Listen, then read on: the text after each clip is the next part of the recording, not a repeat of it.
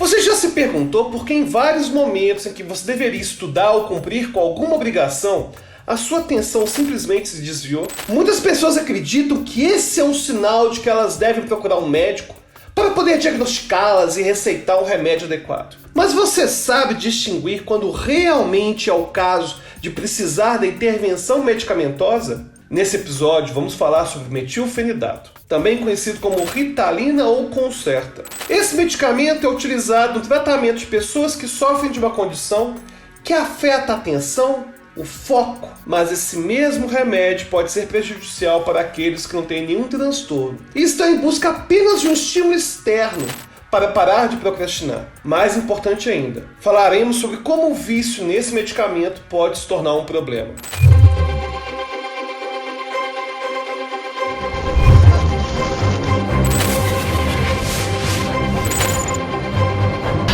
Se você faz parte da maioria da população, provavelmente você não tem nenhum transtorno neurológico que explique essa sua tendência de largar um trabalho no meio para maratonar vídeos no YouTube. É provável, na verdade, que você esteja sendo seduzido por estímulos que requerem menos do seu esforço e que te proporcionam prazer mais imediato.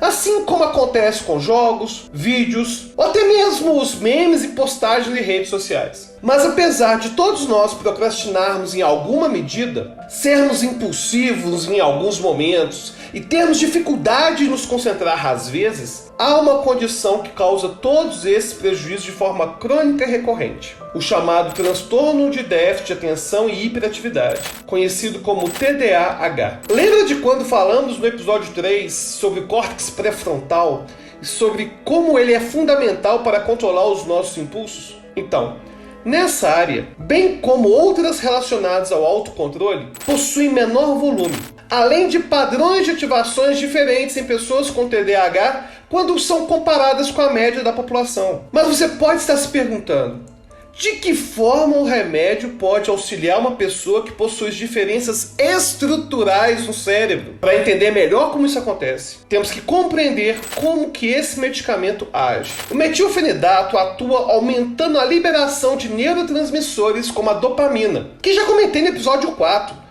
que se trata de uma substância associada à motivação. Mas o metilfenidato não estimula a liberação desse neurotransmissor em qualquer área do cérebro. As áreas em que se nota maior ativação por causa desse medicamento são relacionadas ao controle de impulsos e à recompensa. Isso é, o córtex pré-frontal e algumas áreas que ficam em regiões mais internas do cérebro e que são as regiões subcorticais. Um dos centros mais importantes que é afetado pelo metilfenidato é o núcleo accumbens, que é chamado de centro de prazer do cérebro. Na prática, isso quer dizer que a pessoa com o uso do remédio tem mais capacidade de autocontrole, além de se motivar mais facilmente com tarefas menos recompensadoras. É como se o medicamento enganasse o cérebro dizendo, nossa, essa tarefa é muito legal, né? Vamos nos manter fazendo ela. E o cérebro acreditasse. Porém, já comentamos antes sobre os perigos das substâncias psicoativas e a sua estimulação no sistema de recompensa no cérebro. Você deve lembrar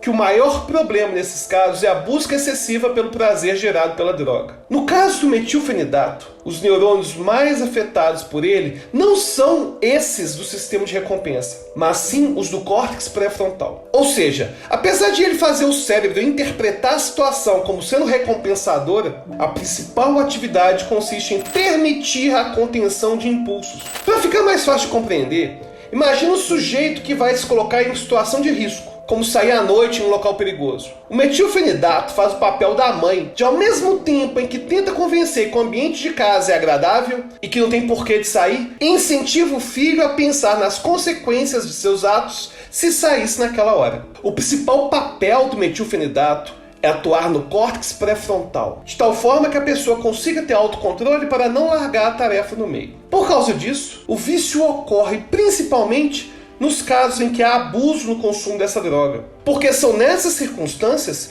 que o estímulo do sistema de recompensa é grande o suficiente para a pessoa querer mais e mais. Os dados mostram que, quando a pessoa diagnosticada segue o que foi prescrito pelo médico, não há maiores complicações. Na verdade, nessas situações, os efeitos são muito benéficos. Porque é um dos medicamentos com maior sucesso no tratamento, uma vez que de 70% a 80% dos pacientes apresentam bons resultados. Agora que você já entendeu a forma pela qual o medicamento age e já compreendeu os seus efeitos positivos, você pode estar se perguntando se você obteria os mesmos resultados, mesmo sem ter o transtorno. De fato, mesmo quem não possui TDAH pode se beneficiar do medicamento momentaneamente, uma vez que ele também proporciona a essa pessoa o efeito de aumentar a atenção e a concentração. E por causa disso, muitas pessoas fazem uso do metilfenidato sem prescrição. Várias pesquisas feitas já demonstram esse resultado. Dentre elas, uma revisão feita nos Estados Unidos que analisou 21 artigos publicados. Os autores encontraram que de 5 a 35% dos estudantes em idade universitária utilizam a Ritalina para ficarem mais motivados, serem mais produtivos, melhorarem seu desempenho,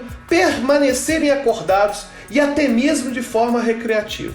Talvez tão chocante seja também saber que de 5 a 9% das crianças em idade escolar também fazem consumo indevido da droga, sejam pelos mesmos motivos descritos anteriormente, ou até mesmo por um erro no diagnóstico de TDAH. E o problema é que as pessoas que conscientemente tomam o remédio sem precisar não levam em conta os efeitos colaterais nem o risco de dependência. Alguns problemas que vêm com o uso indevido e com o abuso do metilfenidato são a ansiedade, o estado de alerta constante, insônia, perda do apetite, aumento da frequência cardíaca e, em casos extremos, problemas cardíacos mais graves. Os efeitos colaterais aumentam se o remédio é consumido juntamente com outras drogas, como o álcool, e não é raro que nessas situações as pessoas precisem ir ao pronto-socorro dos hospitais. A dependência é o efeito colateral e pode vir por questões neuroquímicas, mas também pode vir pela facilidade que o remédio traz para a vida da pessoa. Afinal, ela tem o efeito desejado apenas tomando uma pílula. A tendência depois que alguém faz isso uma vez é fazer uma segunda vez. E nessa busca pela melhora no desempenho, os estudantes tomam várias atitudes para conseguir a Ritalina. Uma pesquisa mostrou que os alunos com diagnóstico de TDAH e que fazem consumo correto do medicamento são geralmente abordados por outros colegas que querem esse remédio. Quase um quarto desses estudantes afirmaram que colegas já tentaram comprar o medicamento ou até mesmo trocar por alguma outra coisa. Outra prática muito comum é de indivíduos que vão no médico e se descrevem com todos os sintomas do TDAH, mesmo que não tenha condição, apenas para conseguir a receita para o remédio. Talvez por causa dessa busca massiva dos universitários por Ritalina, quando digitamos metilfenidato no Google Scholar, no momento em que gravamos esse vídeo, 3 dos 10 itens que aparecem na primeira página estão relacionados ao uso indevido dessa droga por estudantes universitários. 2 desses 3 abordam especificamente sobre o uso realizado por estudantes de medicina. E agora eu vou destacar o segundo motivo pelo qual as pessoas tomam esse remédio de forma inadequada: diagnóstico errado. Já temos várias evidências de que o TDA realmente existe e que traz inúmeros prejuízos na vida da pessoa que tem a condição. Mas hoje há um excesso de diagnósticos, às vezes motivados pelo fato de algumas crianças serem mais agitadas, mais inquietas. Essas crianças se destacam dentro de uma sala de aula porque é um local onde a exigência é de que elas fiquem sentadas, estudando por várias horas, o que pode ser bem entediante para aquelas crianças que são mais enérgicas. O mesmo acontece com filhos mais agitados, quando os pais têm expectativa de que eles fiquem sentados e quietos durante todo o dia. Quando o pai ou a mãe levam o filho a um profissional de saúde, eles acabam muitas vezes exagerando nas descrições do comportamento dos filhos. E se o médico ou o psicólogo fizer uma avaliação muito superficial, sem considerar o contexto escolar, o contexto familiar, a tendência é de que a criança saia mal diagnosticada e, se depender do profissional, medicada. Para os pais e professores, isso é muito conveniente, já que a criança pode realmente ficar mais quieta. O problema maior é justamente para as crianças, já que elas estão tomando medicamentos sem necessidade. E como já foi dito antes, isso pode trazer vários prejuízos. Mais uma vez, eu reforço que o tratamento com a Ritalina é muito eficaz para aqueles que têm TDAH, mas pode ser muito danoso para quem não precisa desse tipo de intervenção. E mesmo nos casos em que a criança possua o transtorno, o ideal é que, junto ao medicamento, haja um tratamento terapêutico além de um treinamento para os pais. O recomendável, então, é sempre procurar um profissional capacitado que fará uma avaliação completa para chegar à conclusão do melhor tratamento. E minha dica para aqueles que não têm TDAH, mas percebem uma dificuldade de se concentrar em estudos, no trabalho, é levar em consideração que estamos cercados de distrações a todo momento,